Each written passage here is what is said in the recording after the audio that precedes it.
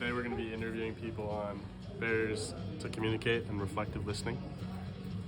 This wave represents a barrier.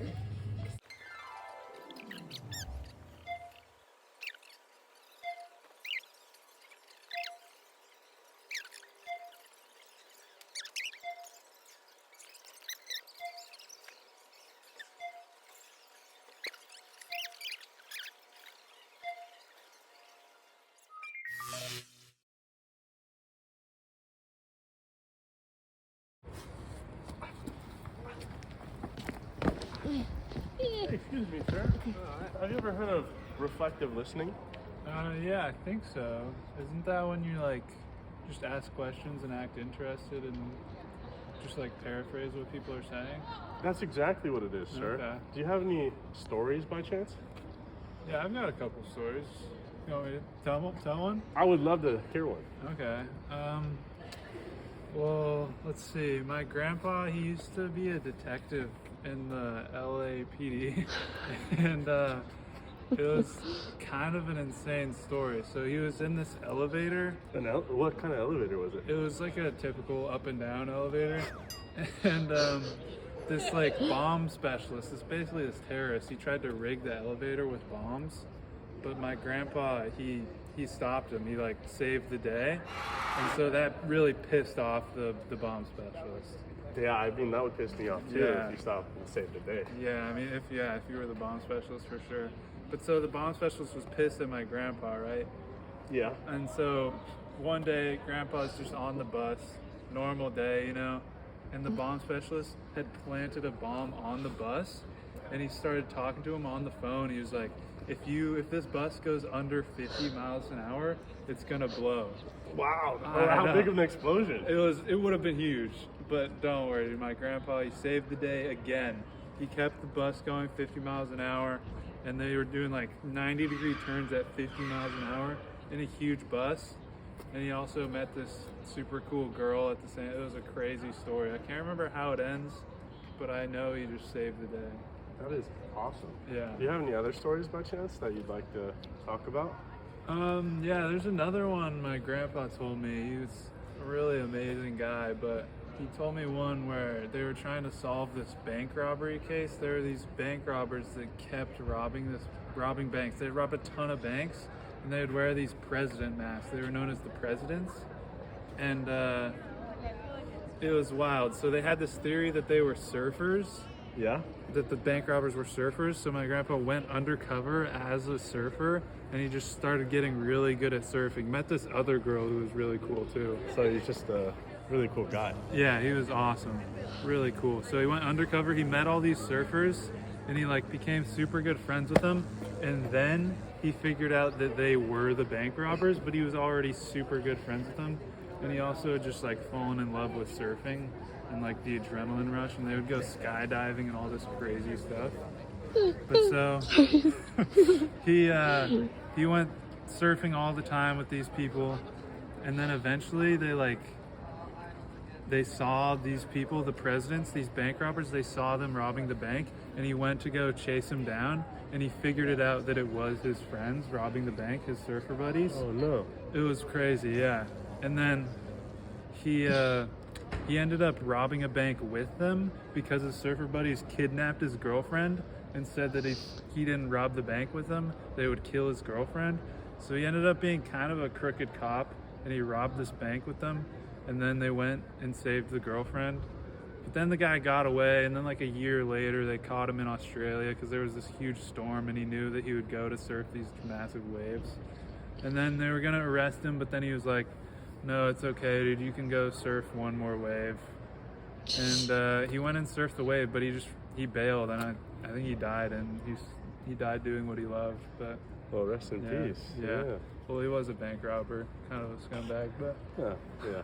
still rest in peace. Still rest in peace, right? Yeah, Well, thanks so much for letting me hear your story. yeah, no problem. Yeah. Take care. All right, sounds good. I can't do it. My job. Oh, I'm late. Oh, geez, I gotta get to class. I don't know what's going on. I really don't know where I am. I woke up and I was just on the bench. I really gotta get to class. Excuse me, sir. Do you have time to talk about? Unconditional positive regard. Yeah, unconditional positive. Yeah, regard. unconditional positive regard. Sure. Yeah. I would love to talk about unconditional positive regard here with you and this morning when I have plenty of extra time. To talk about it. Yeah, I mean, like, I just want to hear about your experiences with it. Can you tell me about it? Let's see. One time, my roommate ate my cookie, and I thought that was very uncool of him. I thought we might not be friends ever again because he ate my cookie. What kind of cookie was it? It was a chocolate chip, actually double chocolate chip. There was like chocolate chunks in it. It was really good. But it was my favorite cookie, and I was waiting to eat it, and when I got home, it was gone. That's super unfortunate. Did he, like, chow down on all of them? Yeah, there was no more cookies left. They were all gone. None. And I thought we might not ever be friends again at that moment, but then I looked inside myself and I forgave and I accepted that they ate my cookie. Wow. I guess I don't have a cookie anymore, but that's okay. Yeah. I'll survive. You'll survive, yeah, I agree. I mean, it's a great story about unconditional Positive. regard. Well, off to the next one, Paige. Victor, how is your day going? Good. Yes. Are you hungry? Are you hungry? Right. So hungry. Thank you. With beautiful pink hair. Can I interview you really quick? Oh, me? Oh, yeah, you. Let's talk about empathy. Can you tell me your experiences with empathy? I'm not a very empathetic person. I feel like I don't really care about other people's feelings. I think that the only person that matters in life is me, truthfully. So if I go about my daily life and, you know, someone's really struggling in life and they're not picking up their slack and it's really affecting me too, I just tell them to lock in because, like, you really just need to lock in sometimes. And, you know, I feel like empathetic people should have empathy for other people. Do you know who Sean Strickland is? I do. Yeah, I'm actually a huge Sean Strickland fan. I'm trying to copy him with his hair. Actually become him one day. I want to be Sean. Do you think he has empathy at all or not? Not when he's beating other people up, but maybe off the ring, yeah, potentially, maybe. I don't know. I'm not really Sean himself, so I wouldn't know.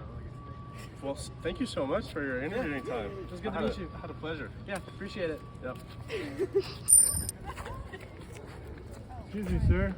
You mind if I sit? See. I was wondering if I could ask you a couple questions about empathy. You know what empathy is? No. Oh, Tell me. never heard of it? No, Really? what is that? Okay. Empathy is just like when you put yourself in another person's shoes and really try and understand how they're feeling and why they're feeling the way they're feeling, you know? Interesting. Does that make sense? Okay. You gotta be honest, you don't seem like a super empathetic guy so far if you haven't heard of it, but maybe we could get an example of, is there any times where you think you've been not empathetic? Possibly. This morning I ate a cookie. That was my roommate's cookie, actually. It was really tasty. What kind of cookie? Double chocolate chip. Chocolate. That's interesting. It was really good, and I ate it, and I didn't feel bad. And it tasted good. So even though it was not your cookie, it was your roommate's cookie, is that right? It was sitting there looking tasty, and I wanted it. Did it ever cross your mind that maybe your roommate would have liked to enjoy that double chocolate chunk cookie? No. No? I think I enjoyed it. Do you think it made him feel unhappy that there was no cookie for him to enjoy? Maybe. That's empathy right there. Wow. I think we all learned something here today, guys. You have to be empathetic, and you have to think about whose cookie it is that you're eating. I guess. See you on the next one, Paige. Excuse me, miss. What is your style? Oh, I'm analytical. What do you do in conflict?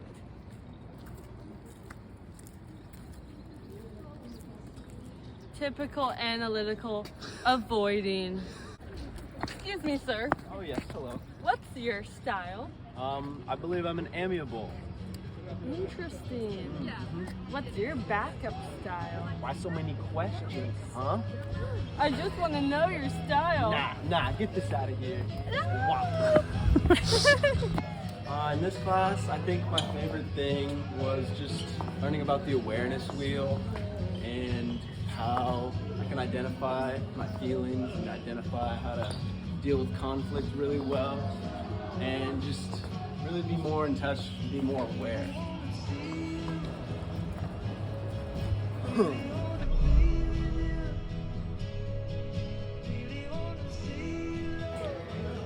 I would probably say that my favorite part about the human relations class has been learning about the different styles and just how you can notice people's different styles and how the styles interact and how it can really help you understand why people are the way that they are. Yeah, I just really enjoyed learning all of that.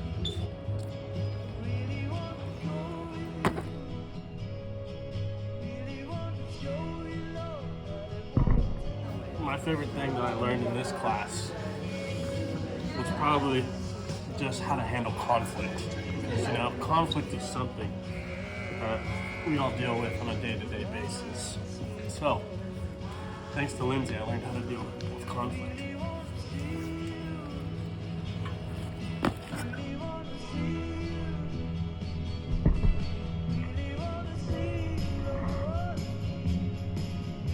My favorite acronym for the class is SOLAR. Square, open, leaning, eye contact, and relaxed.